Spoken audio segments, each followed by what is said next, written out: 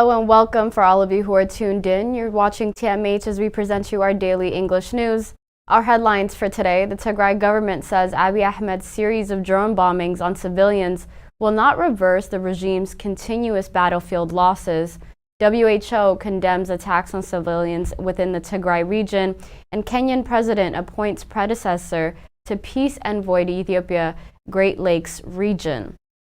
Tigray government and public relations office says that Abiy Ahmed's series of drone bombings on civilians will not reverse the regime's continual battlefield losses. A statement by the office said the ongoing drone strikes targeting civilians will only expose the Abiy Ahmed's regime's fascist behavior. The statement noted that the attacks on the civilians represent the regime's and Isaias's way of exacting revenge for their heavy losses that they're experiencing in their failed attempt to overrun Tigray region. It also added that the perpetrators of the genocide will eventually be held accountable as well. The statement reiterated the government of Tigray's commitment to do all it can to resolve the crisis through peaceful means and peaceful talks as well. Meanwhile, Tigrayans in the diaspora continue to stage demonstrations against countries supporting the Ethiopian government's ongoing genocide on Tigray. Tigrayans in Europe yesterday held demonstrations in front of the UN office in Geneva and the UAE and Turkish embassies in Berlin, and the demonstrators reminded the countries supporting Ethiopian government's genocide on Tigray that they have put themselves on the wrong side of history. Analysts say that Tigray forces' cohesiveness and adaptive military strategy has gained them an advantage over their adversaries. Analysts published on an Al Arabi described that the reaction of the international community to the ongoing bloody war has muted and slowed down. Abbas Mohammed Saleh, who is a political analyst specializing in the African affairs, asserts that the two sides have strengths as well as weaknesses. Mohammed says that the federal government can stick to its positions, mobilizing for a longer period and tighten the siege on Tigray region. However, he does believe that the government's weakness is losing the war on the ground and in the media in favor of the other party, which eventually weakens their position as well. Talking of the strengths of Tigray, Mohammed Saleh said that they are cohesive at all levels within the regions towards that they see an existential threat. He also added that Tigray forces also envision a military strategy that allows them to adapt to all military pressures, whatever their levels may be. Professor Jatiel Tronvol, who is the vice president for the researcher of the Oslo University College and director of Oslo Analytica, told the New Arab that considering the battlefield's gains and the losses in the first round of offensives, the Tigray army is better trained and even more motivated than the Ethiopian National Defense Forces. Mohammed attributed the resumption of war between the two sides to the lack of confidence and betting on the strength to enhance negotiating positions. He also linked the motivation for recent battles to the obstruction of the negotiating horizon.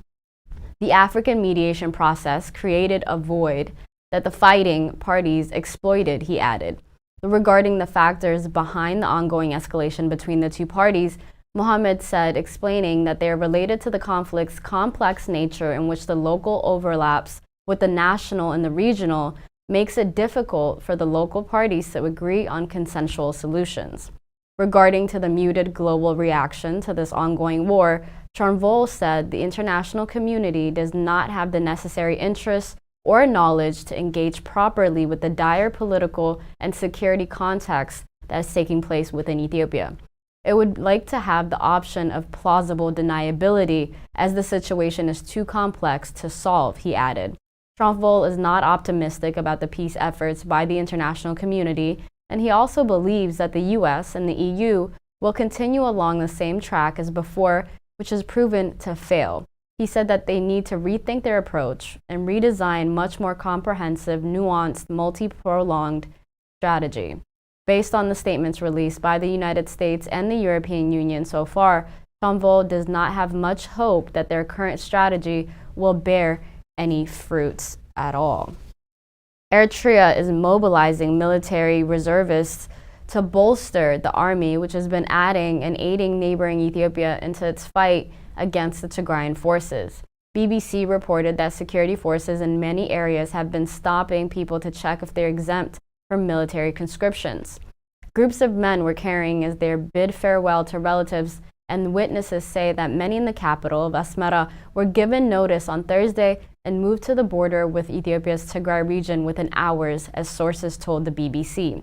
Reservists up to the age of 55 have been called up, they said, and in many other parts of the country, they have also been told to report their respective head offices. Reservists were told to bring their own supplies, such as blankets and water containers, but in related news, the Ethiopian government is sending more troops to Eritrea as well. Member of Tigray's Central Command, Getachew Reda, wrote on his official Twitter account that Abiy Ahmed's regime has been transporting soldiers every single day. Preposterous as it may sound, the Addis regime could have nefarious plans against Eritrea itself, not just Tigray in whole. WHO condemns attacks on civilians in the Tigray region. Dr. Tedros Adhanom, Director General of the WHO, condemned the drone strikes in Mekelle City, including the one on Wednesday, which left 12 civilians dead. The Ethiopian Air Force launched 2 airstrikes on that day. As long as the fighting continues, he says, innocent lives will be at risk. He added that Ida Referral Hospital has been short on medicine, equipment, and staff to treat patients for months now. He urged the Ethiopian and Eritrean governments to work for peace and end the siege immediately. IMF says no update on stalled Ethiopian debt to restructuring or fund the visit. IMF spokesperson Jerry Rice said that at a press conference on Thursday, her organization had hoped Ethiopia would move forward with the restricting its debt and fund. He also told the reporters that he could not give any update on the progress of the negotiations under the common framework process or the date of fund visit. An IMF mission had been expected to visit in September after Ethiopia's bilateral creditors recommitted to providing debt relief in August, but there has since been a renewed war and conflict has arisen again within the country. Our final update for today, Kenyan president appoints predecessor as peace envoy to Ethiopia Great Lakes region. Newly sworn in Kenyan President William Ruto on Tuesday announced that he has appointed his predecessor Uhuru Kenyatta as peace envoy to Ethiopia and the Great Lakes region.